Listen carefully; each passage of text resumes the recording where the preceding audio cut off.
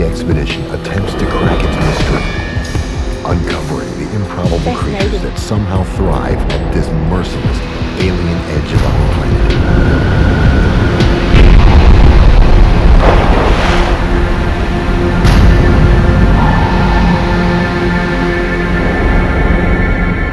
Day 1. The government research vessel Tongaroa embarks from Wellington, New Zealand on a precarious 50-day, $6 million mission.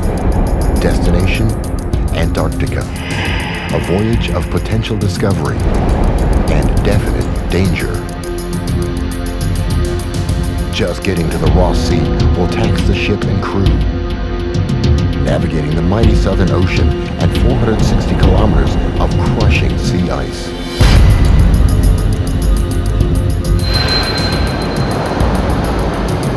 In this international polar year, Tongaroa will join 17 other ships in a top-to-bottom census of Antarctic marine life.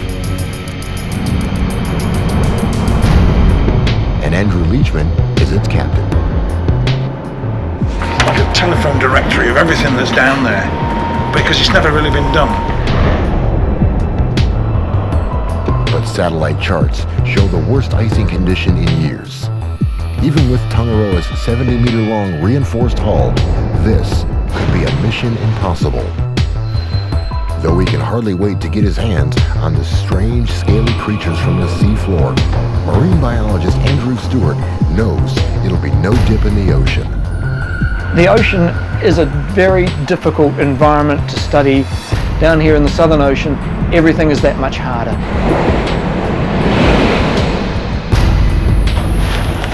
You've got to kit up like the Michelin Man to get out on deck. Everything takes so much more effort. Whatever happens, the 44 scientists and crew know they'd better play well together, because there's no turning back. They certainly won't lack toys. The team has new gadgets, new cameras, cutting-edge science to help them check the health of the ocean. Has overfishing caused harm? Is global warming forcing a sea change? The scientists aim to find out. Once they get past the seasickness. Ship's doctor, Jenny Visser, takes her job very seriously. Tongaroa will sail well beyond the reach of the helicopter rescue. If illness or injury strikes, help will come by slow boat, or not at all. Dr. Jenny's skills could mean the difference between life and death. Right, how are we doing? Yeah, good. Bergie bit just over here. Yeah. 6 days out, the team spots its first iceberg. See that? It's on the radar. That's good. That's good. A free-floating chunk of ice calved off an ice shelf. This legendary menace of the high seas reveals only 1/8 of itself as it glides aimlessly and destructively through the water. Get out the port side, you'll see an iceberg. The team find it thrilling, an ominous hint of the hazards that lie ahead. Tongaroa is a fisheries research vessel, no icebreaker, and these small icebergs, called growlers, seem to be ganging up on the ship. Obviously there's icebergs around, it's bergy water, there's a few growlers about. We're heading south, so I'm not certain exactly where I'm going to go. I want to go and have a look and just have a feel for the terrain, and so which way we can work our way through the ice to the Ross Sea. Captain Leachman navigates these waters knowing others have attempted and failed. You're in the footsteps of Scott and Shackleton. It's a challenge. It's a real challenging thing for any ship's captain to take a ship down there.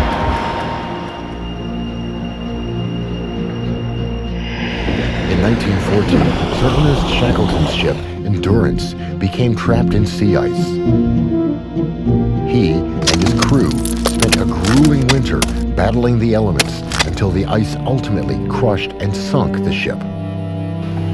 It's an epic tale of Antarctic survival.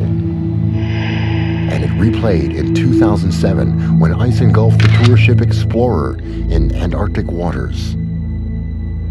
read the history and you'll know I am very careful because I know the rules. The rules are simple. Never underestimate the ice and never turn your back on it. Satellite ice charts and reports from other ships will help guide him to the thinnest parts of the pack ice. Head scientist Stu Henchett worries about the encroaching ice barrier scuttling their plans, but he trusts the captain. There was quite a bit of a concern whether we would in fact be able to get into the Ross Sea and achieve some of our objectives. We envisaged probably taking 2, maybe 3 days to break through the pack ice into the open waters of the Ross Sea itself. The Tongaroa may not be an icebreaker, but the ice doesn't know it.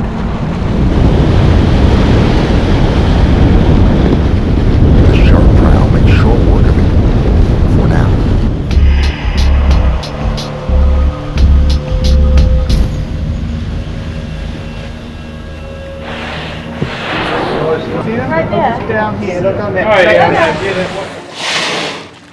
Off the stern, the minke whale finds sanctuary, scarfing down a hearty meal of krill among the ice chunks. Minkies can grow nearly 9 meters. Positively puny compared to their blue whale cousins, who can stretch to more than 3 times that size. And that means an awful lot of krill to sustain a healthy population of whales, penguins, and seals. Especially the crab-eater seals, who also make their home on the shifting ice, slurping down krill, not crabs. Each year, they eat about 25 times their body weight in krill, filtered through their interlocking strainer-like teeth.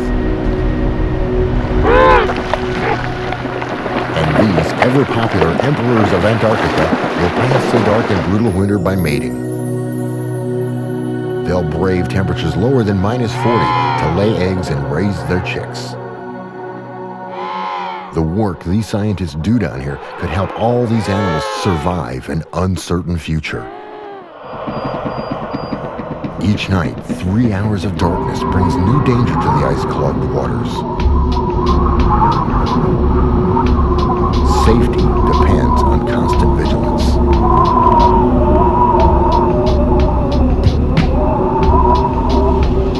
This is only summer ice. In the winter, Tongaroa wouldn't stand a chance.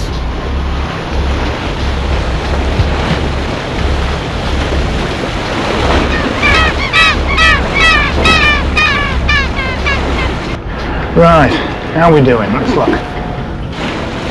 At last, the ship breaks free.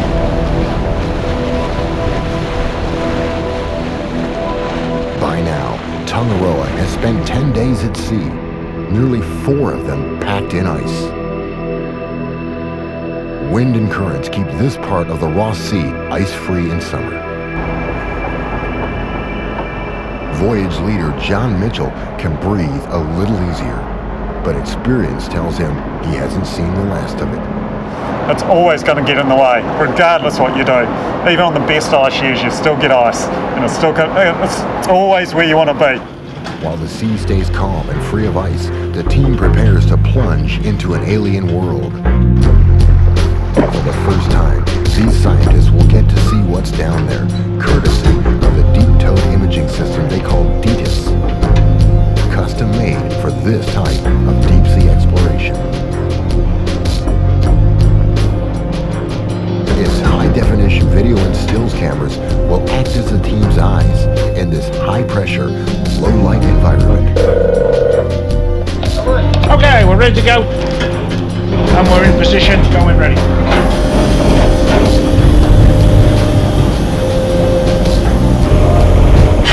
one has actually field-tested the unit in such icy conditions before.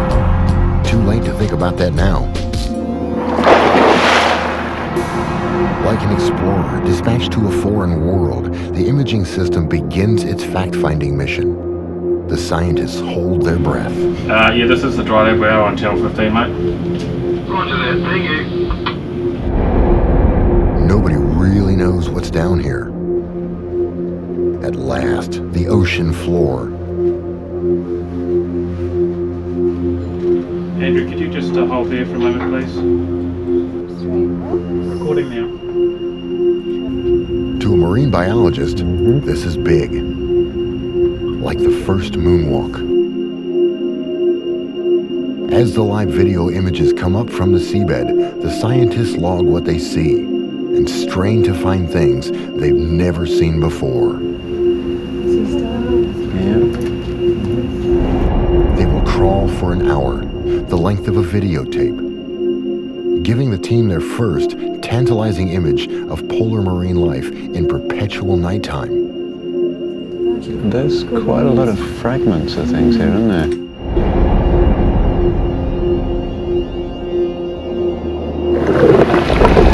Now that they've seen the creatures on the video, they want to get their hands on them. For that, they'll need to trawl with nets, not cameras.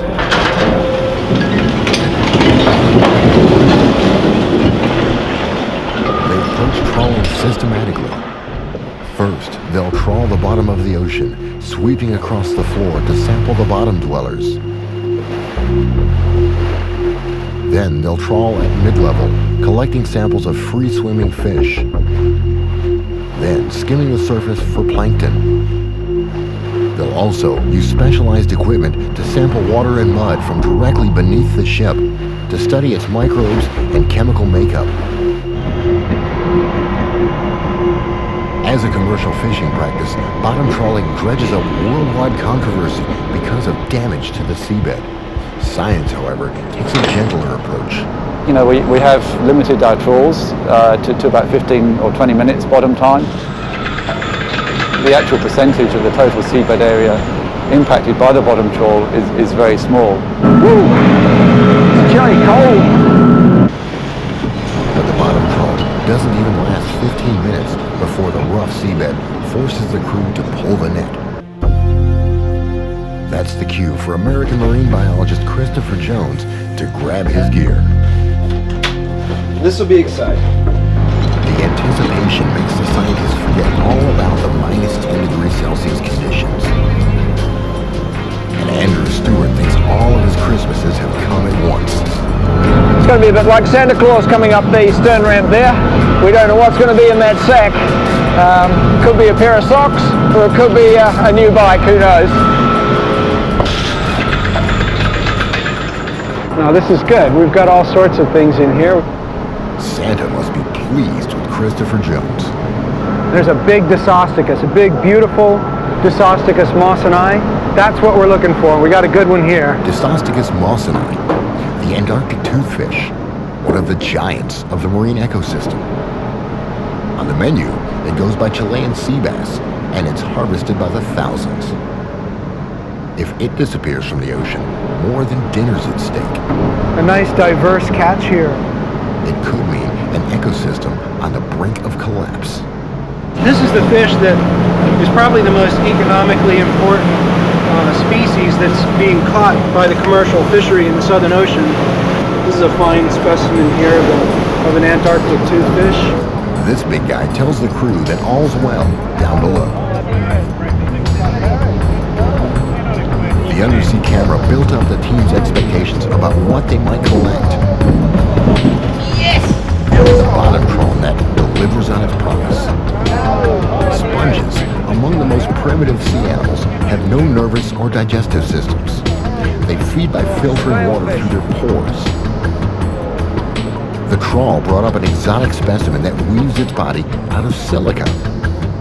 That's a hexactinellid sponge, which is also known as a glass sponge, and a very slow growing, very irritating if you get any of the spicules on you.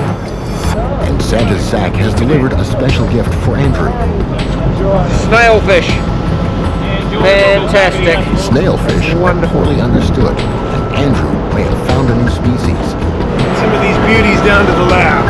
It's beautiful.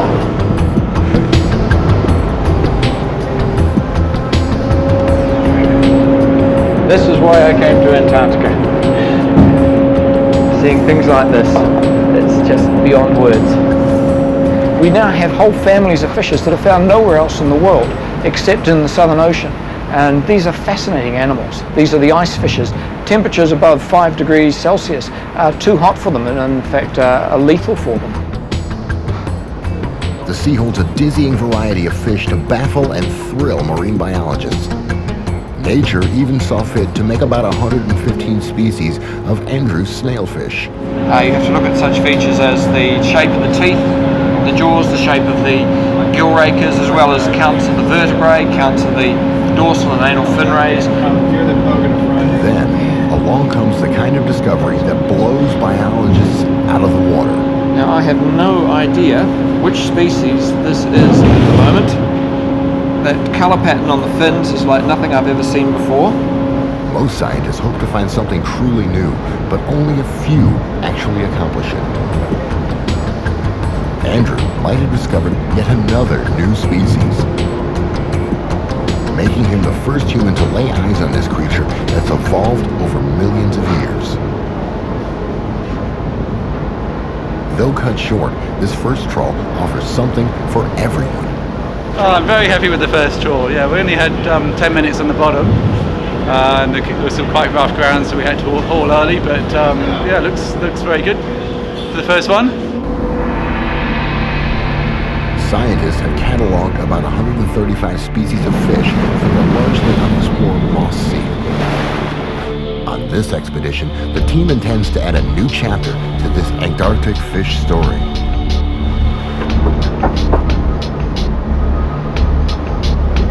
In the depths of the ship, the team studies the fish finder to locate schools of small fish and krill, the foundation of the elaborate food chain. Yeah, it was a bit scratchy here for the start. Since big fish depend on little fish, the scientists want to check their health. That means another fishing expedition. Yeah, hi Andrew, it's Richard here down the acoustics lab. We're seeing a bit of a mark on our sounder down here. We're quite interested in doing a mid-water trawl. The target's spotted, the net's deployed.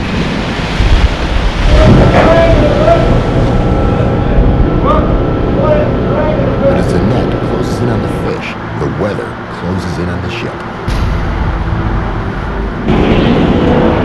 Unlike the previous trawl, this monster mid-water net will trawl between surface and the sea bottom, scooping up the free-swimming fish. This is the bit that's going into the trawl, and all these little red tick marks through here, that tells us we're catching fish. So everything's looking good, isn't it, Andrew? It is indeed. Menacing clouds gather on the horizon. A sudden turn in the polar weather can endanger equipment and anyone caught on deck. Okay. We'll haul it now. Alrighty, coming up. There she comes. The wind from the approaching front hits suddenly. Before they can get the net on board, a full gale sends its fury.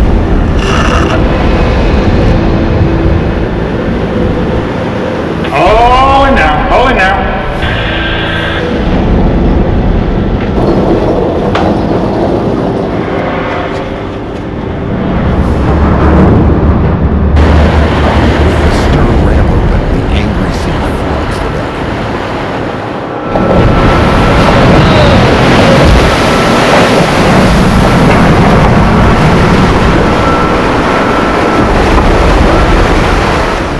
Crashing over the stern can easily sweep a crew member into the icy, churning sea, where a cold shot can kill in 3 minutes.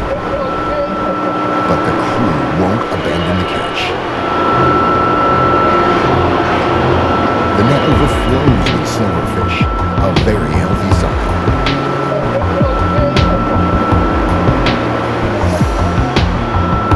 It's one of the most abundant species in the Ross Sea. It's eaten by quite a lot of species, so it's important in the food chain. Among the mass of silverfish, Andrew spies a lethal predator most likely feeding when snared. What's the name of that again, Andrew? Daggertooth. A daggertooth. Wonder what was called that. Stick your finger in his mouth, Chip. This striking find wields a mean set of chompers. It's a pretty fish. Comes up underneath like that, bites down, chomp, reverses, and it severs the spinal cord. It's paralysing that fish, turns around. The ferocious storm puts a halt to the science program. The ship slows down to ride it out. Nature runs the show now, and the team battens down the hatches. This isn't fun, you know. Despite the boat's pitching and rolling, life goes on. A well-stocked galley serves those who can still manage to keep the food down. Whatever the sea throws at them, the team takes in stride. Though striding in heavy swell does take some practice.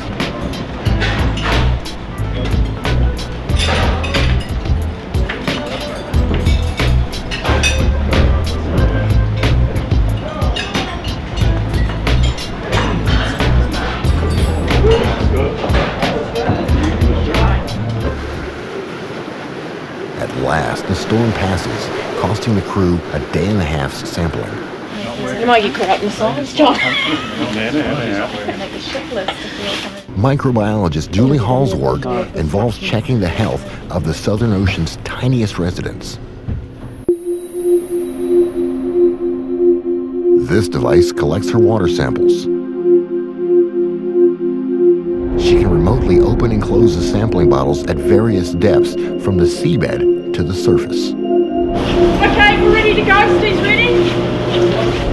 Once the samples break the surface, the team rushes to retrieve them without spilling a drop.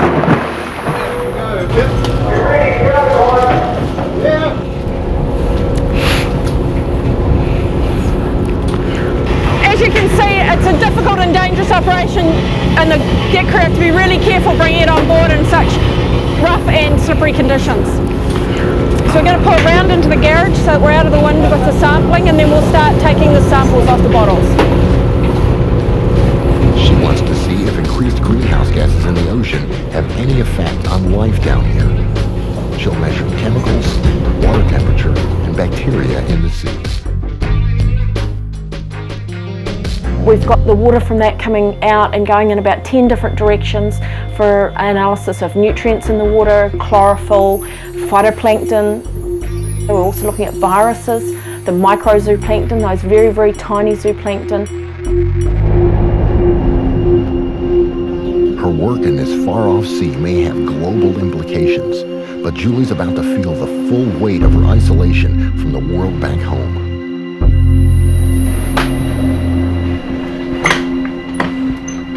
Just 2 weeks into the mission, Captain Leachman receives an urgent satellite phone call from the New Zealand police.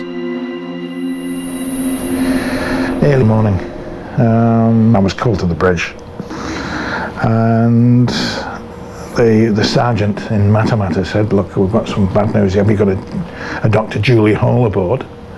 And I said, "Yes." And he said, "Well, unfortunately, her husband's been killed in a gliding accident."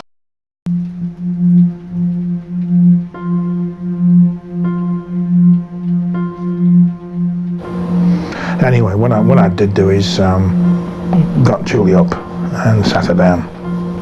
It was my duty to inform her. And it's a very, very difficult thing to do. So I'm awfully sorry. I've got some bad news, and your husband's been killed. Julie's husband, Dr. Trevor Atkins, was also a scientist. He died while competing in a gliding competition. He was competing in the New Zealand Championships, and he'd had an accident very close to the airfield and had been killed instantly on impact at the site. I explained that I would do everything in my power to get her home. But the difficulty, of course, of being isolated where we were, there's no guarantee we could get her off.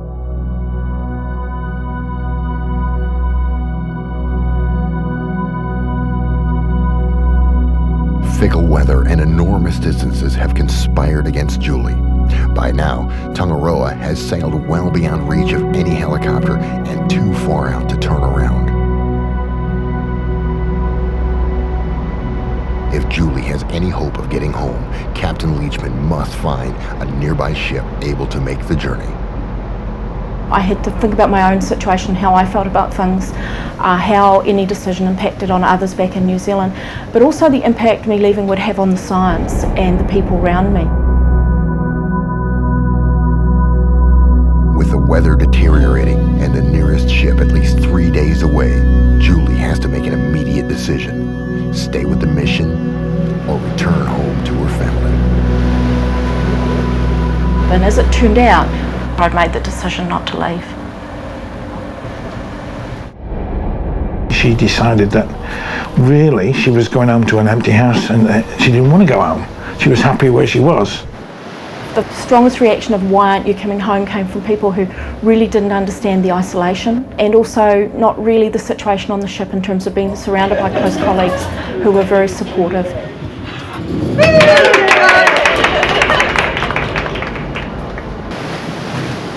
As they edge their way along the Ross Ice Shelf, the wind kicks up an icy spray. Just another summer day in the Antarctic. The temperature plunges to -14°C and spray freezes on contact.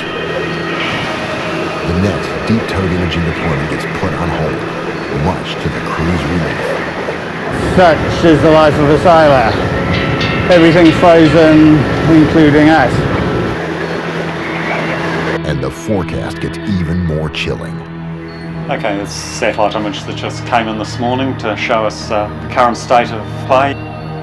The southern Ross Sea is refreezing faster than expected, already covering several of their planned sampling stations. It could be arduous. If this southerly wind continues, the whole thing's going to freeze up and it'll be like operating in fresh set concrete, so it's not good. We won't really do much sampling if those conditions prevail. With the water temperature down to -1.8°C, the sea starts to freeze in a spectacular, if alarming, display. It stretches to the horizon in every direction and can potentially strand the ship.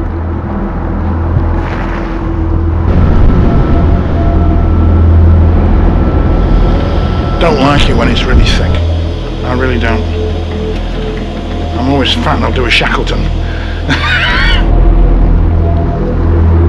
The pancake ice has begun, heralding one of the planet's greatest annual displays, the freezing of seas around Antarctica. Over winter, the event effectively doubles the size of the continent.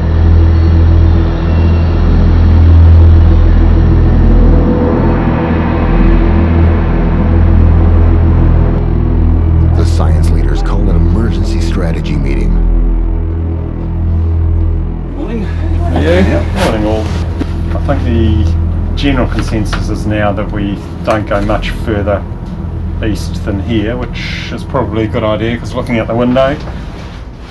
They agree to continue their work here as long as they can before the ocean freezes solid. Because at the southernmost extremity of our activities, we're going to do a Aditas tow and then we will proceed northwest.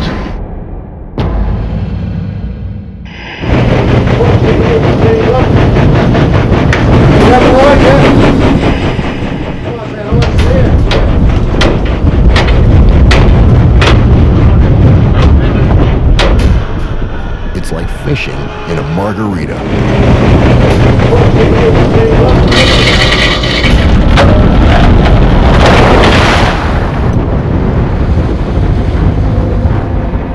Slushy turmoil on the surface hides the calm waters below.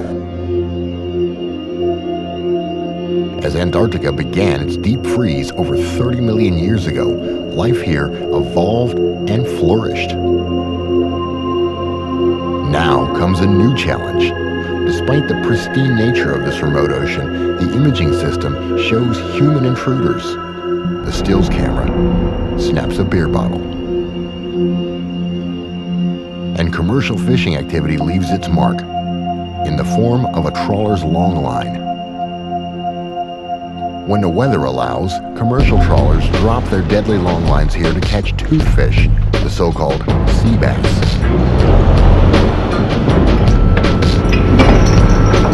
This healthy specimen means more than tonight's dinner special. Sizable toothfish, you reckon?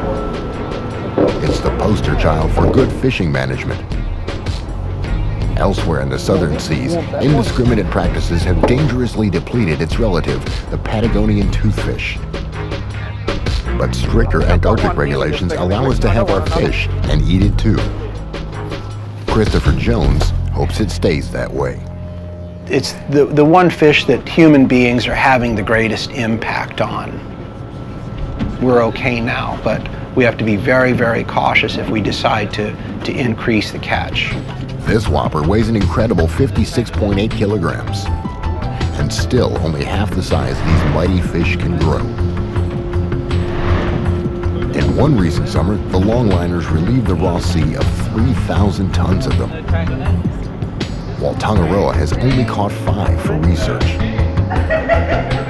There may still be plenty of fish in the sea, but these scientists are always chasing the one that got away. Besides catching a mammoth toothfish, the team has also collected some of its favorite food, including the glacial squid. That's a lovely specimen of the glacial squid. Very nice condition indeed for a very delicate squid. Squid and octopus, fragile members of the rich and diverse cephalopod family, live in every climate and at every depth. They may look bizarre, but they boast the biggest brains among the invertebrates. Like any spineless creature, a squid's first instinct is to hide. But a cornered one has some potent weapons in its armory, like this parrot-like beak that can deliver a nasty peck, or these lethal hooks used for snaring prey. But right now, Darren Stevens had snared his catch of the day, an incredibly rare deep water octopus. This is a lovely specimen of Storoteuthis. It's another one of the Dumbo octopus and a very gelatinous individual. Only a handful of these octopuses have ever been found anywhere. And this is the first intact one caught in the Ross Sea. The fact that it came out of the net 100% intact makes it even more remarkable. So far, Darren has collected 26 species of squid and octopus. But he yearns for the big one. This baby colossal squid, found only in Antarctic waters, can grow up to an amazing 4 meters long. Darren hopes to meet its mother. Overnight, the imaging system shows the seabed too rocky for the bottom trawl net. The situation calls for the smaller, more robust beam trawl.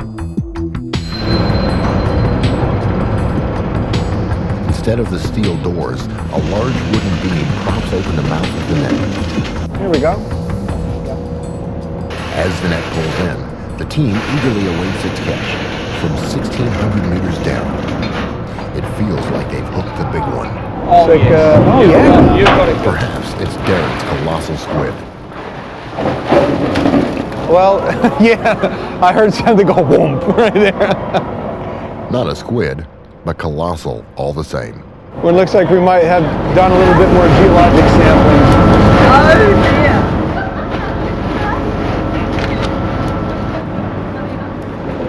The deckhands get left with the heavy lifting.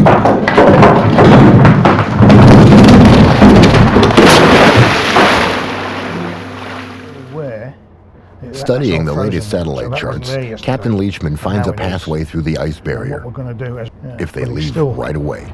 And at some stage we'll need to escape from this area, through this ice bridge and away to the north. The way to deal with encroaching ice is to head for warmer waters. And in the southern hemisphere, that only means one thing. Go north, young man, go north. Bring her up and drop those. As Tongaroa steams north into deeper water, Julie deploys the multiple opening and closing net, or mock nets. Each tentacle of this mock nest monster has snatched plankton and krill from various depths. This is a very important mock nest sample for us. It's come from 3,400 metres. It's the deepest one we've ever done. Along with the microscopic animals known as zooplankton, Lisa spies a tiny deep-sea squid. A little gift for Darren, the squid guy. Is Darren up there? Darren? Darren, yeah. He says he is. Tell him we've got a present for him in the plankton lab. Isn't he beautiful? He's in very good condition. You know, we've found some fascinating things, and quite often they're bright red, which is really cool. He's great and very much still alive. What have you got for me? There we go. Oh, well, that is gorgeous. Bathytusis abyssicola. You've done very, very well. Thank you.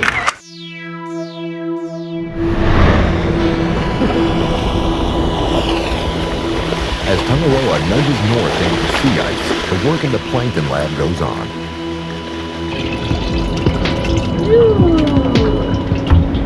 In the mock nest net, we collect some of the larger phytoplankton in there, and sometimes it's come up literally looking like pea soup with those larger phytoplankton that get caught in the net.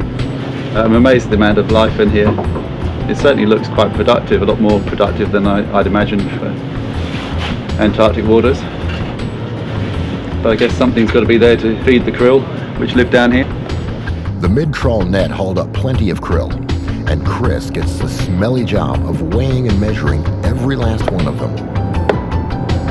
It's the only way to calculate how many of these crucial crustaceans inhabit the Ross Sea. Krill really drive most of the ecosystem. That is all the land-based predators, the penguins, the seals, the birds, most of the fish species, whales, they're all highly dependent on krill. The arrival of two humpbacks delights the team. Whales, can I just drop it down? Oh, there's it. Whales! They've come for the krill, of course, gorging themselves before migrating back to the breeding grounds in the Pacific. This is great. It couldn't be any better. The sun is shining and it's just a beautiful day. The ice is right behind those whales.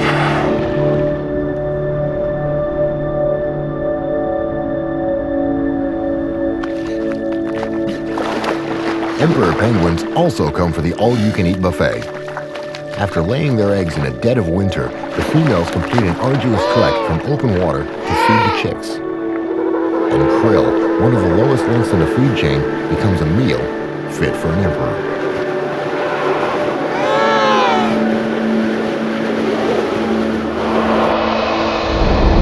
"33 days into the expedition, Tangaroa breaks into open water again.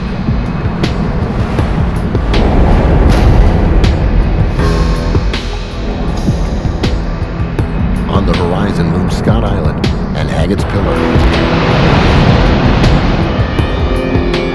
These insignificant-looking rocks are actually the top of a seamount, a volcanic undersea mountain thrust from the bottom of the ocean 4,000 meters below. A deep region known as the Abyssal seabed. Yeah, these ones were more dispersed, that second set. Malcolm Clark studies these bedrock communities that thrive on dramatically steep slopes. Some creatures prefer a bed with more support. They opt to live on the rocky seamount instead of the posh seabed. So animals that need to attach to something really hard, like corals, sponges, they're able to latch on and again survive where the soft sediment of the abyssal plains doesn't enable them to survive. The team decides to drop in on the seamount community using the beam trawl. But the seamount is not accepting visitors.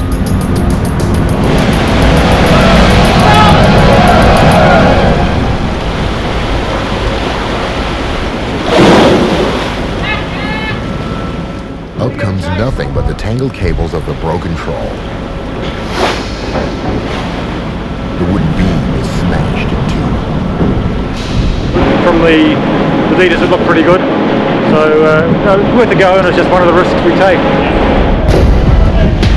They need to repair it, or they're dead in the water. The crew is optimistic. It's not going to take long. I mean, if you give us an hour or so, we're done with it. They cut out the tangled wire and splice it back together. And where would a sailor be without his knots? Practicing the crocheting. Before long, they're back in business. Having braved ice storms, broken equipment, and rough seas for almost 2 months, the team braces itself for the most high-pressure assignment of all. They will delve 3,500 meters into the Abyssal Plain, a depth almost as high as the Swiss Alps. To prepare for the mission, team members perform an exacting scientific endeavor, decorating polystyrene cups. Because they've been made and compressed with air, when we put them down to the deep, they'll hopefully compress and get smaller and smaller and smaller, and eventually we hope they'll turn out basically like thimbles. It will endure 300 times more pressure than we experience every day.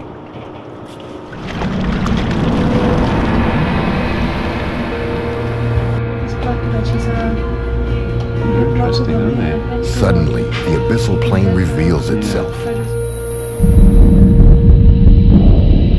It looks barren, like the surface of Mars. But a closer look reveals life. No one has ever witnessed sights like these in Antarctica before.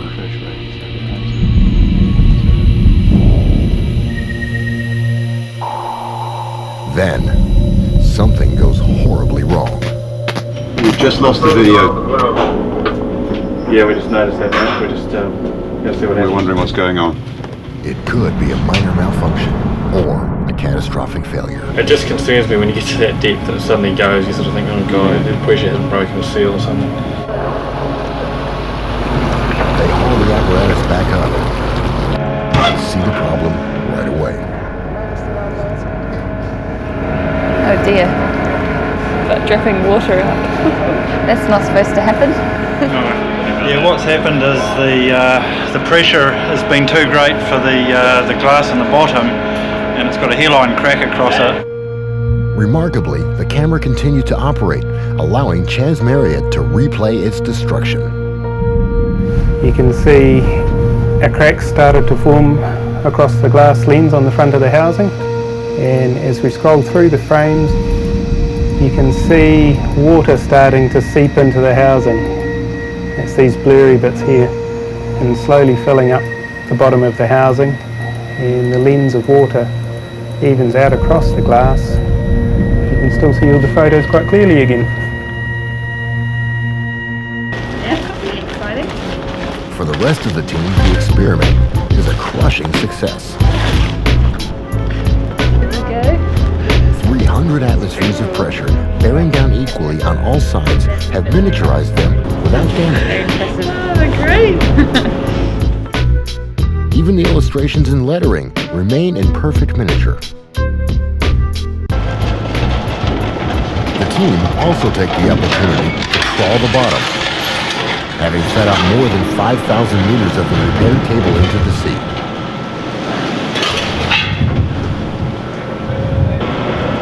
The beam trawl finally comes aboard at 2 a.m. And after 6 hours of waiting, the team gets its reward. 12 buckets of mud and 1 single fish. But in this mud lies many delectable delights, like this sea cucumber. It's hard to see where's front and back. That would be, I guess, another oral appendage. He's wagging his tail though. Now, if this doesn't demonstrate all the glamour of marine biology, nothing does.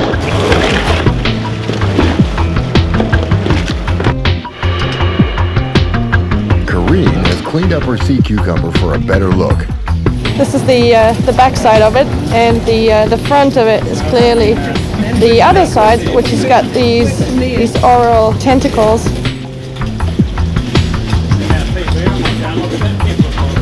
Then, Karine finds an even more curious specimen. It has something quite interesting at the front, which sort of liken it a little bit to as a hippopotamus. We don't know how many are down there. We don't know how common this is. I have never seen anything like this before. Sea cucumbers are the ocean's vacuum cleaners, walking along the bottom, sucking nutrients out of the mud they eat. The video enables the scientists to observe them in all their sluggish action. Scientists recognize about 1,200 species of sea cucumbers, none of them very attractive, except maybe to a marine biologist. But as the expedition winds down, they'll encounter creatures strange by any standard. 44 days into the voyage, and the last day of sampling has arrived. It's also Andrew's 50th birthday. The team has stayed up late to prepare a surprise.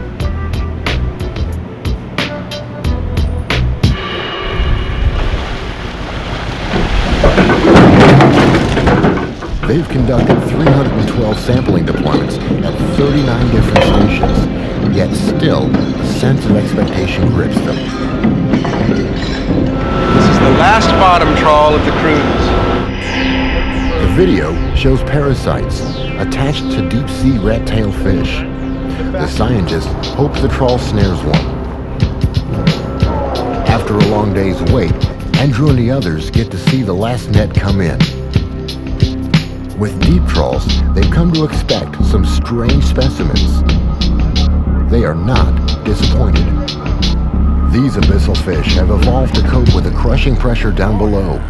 But when they're pulled to the surface, their guts blow up like a balloon. As they've come up, the pressures cause their swim bladders to expand and blow out their mouths.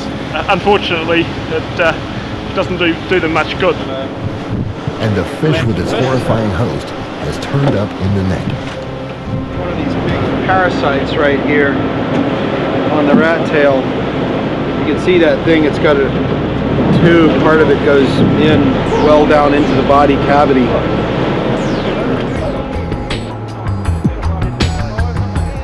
Today, Andrew receives a birthday gift only a biologist could love. An ambush predator with a mouth of needle-sharp teeth. And the scientific name for this one is Kali, named after the Hindu goddess of destruction. These fish have a remarkable ability to swallow prey much, much larger than themselves. And the whole stomach area just unzips and expands. This is just a great find. It's the first find for this expedition, first record of this family in the Ross Sea. As the mission winds down, the scientists log the last of the specimens. This snapshot of Antarctic biodiversity will be compared with the results of expeditions to come.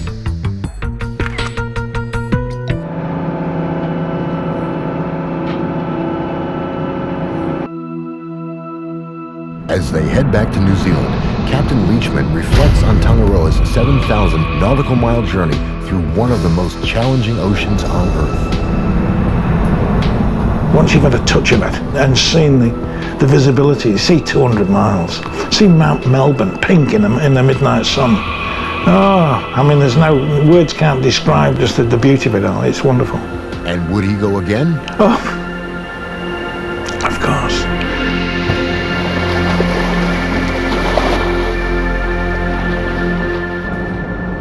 For Julie Hall, the life she's coming back to is not the one she left.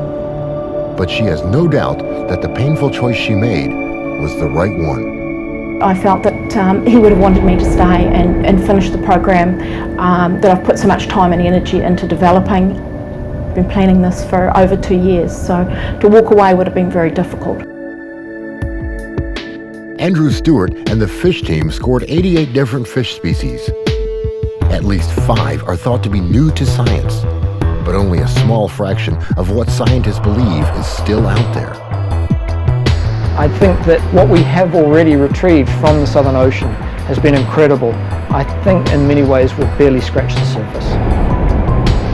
As these scientists return home, they're proud that their 50 days aboard Tangaroa have made this unfathomable world a little more knowable.